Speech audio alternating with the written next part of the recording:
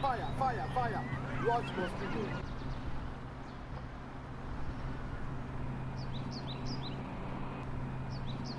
December, I heard the concept. January, we were building.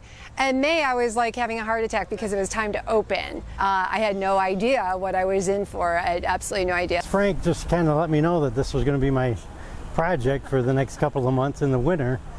Well, I was told that we were going to go with sort of a beach theme. We thought we would try something along the lines of small-scale retail, and this is sort of what came together. Originally, we built these at the DPW and brought them down here on trucks. The second year, and actually had them built off-site by other people, and we just tweaked the designs a little. We decided to do something a little more creative and come up with different designs for each of them. So it's really important to design storefronts for people. When people are walking by, they don't want to feel sort of overwhelmed by the building that they're walking by. They need interesting storefronts, reasons to go in and out. We encourage vendors to have their doors open, assuming the weather is fine.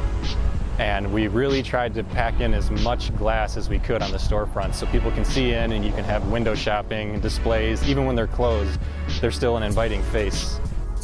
Our farmers market has 10 to 12,000 people coming here every single Saturday. Second largest outdoor market in the state. And that it really serves as an anchor that pulls people into the area and supports some of the smaller stores that might not pull as many people on their own. And we had this big lot or big block, it was a block with nothing in it. And then if you get past that block, that we've got restaurants and we got more shopping and everything, but nobody was walking down because even though it's a block, it felt like forever. So by putting these here, people go to the farmers market, they shop, and then most of them will come down. They will then go into all the chalets. Now they're already down to the end of the block. They'll go ahead, they'll go to the more retail that we have down there.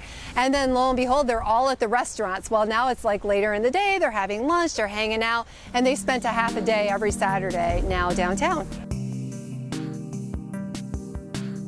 What's funny is the initial thought from the public was, seriously, you're going to put sheds out here? Everybody was hung up on this idea that they were sheds, which is why we call them chalets now, which is really just inconsequential. Probably the most interesting thing was the curiosity of the people walking by. It was quite an effort to keep on task. So there's a lot of interesting guesses as to what we were building. Warming huts for the winter for homeless people. Homes for veterans, little tiny homes was that. That was a big guess. Storage buildings for the buildings behind us. It took probably like 2 weeks of them being up and operating where people realized it wasn't a joke and it actually had some staying power. Oh, it was a good 2 hours a day, I bet, talking to different people. So it made for a lot of overtime, so that was nice. Helped the paycheck.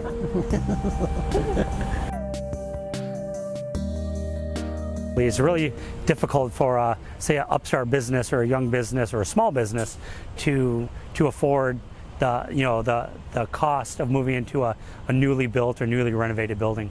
And that doesn't mean that they can't get there, but they just need a little bit of time to get there. And 2 or 3 years in a place like the Western Market gives them the ability to test the market, make sure that they can make money, make sure they can afford the rent, and then build up a clientele so that they can be sustainable.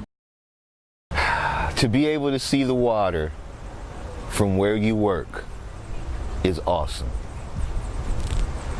It's beautiful down here. I've lived in Muskegon for a while, and I don't know if people may have seen some of the old 1960 pictures of Muskegon and how Western looked, but it's coming back. That old kind of family value, people out having a good time, it's coming back. We've had a lot of positive input, people that have said they want to take it back to their cities, which is excellent, that we're kind of like a role model for future people. As we build buildings, because that's ultimately the goal, is that we don't necessarily need these as our retail, but as we build buildings, these people graduate and move into those buildings, there's still going to be a need to incubate small businesses in the downtown. So we don't see this concept going away. We don't see it needing maybe a whole block forever, but we do see this concept being something that's sustainable in our downtown and gives people opportunity to start up and grow and eventually get in those brick and mortar spaces.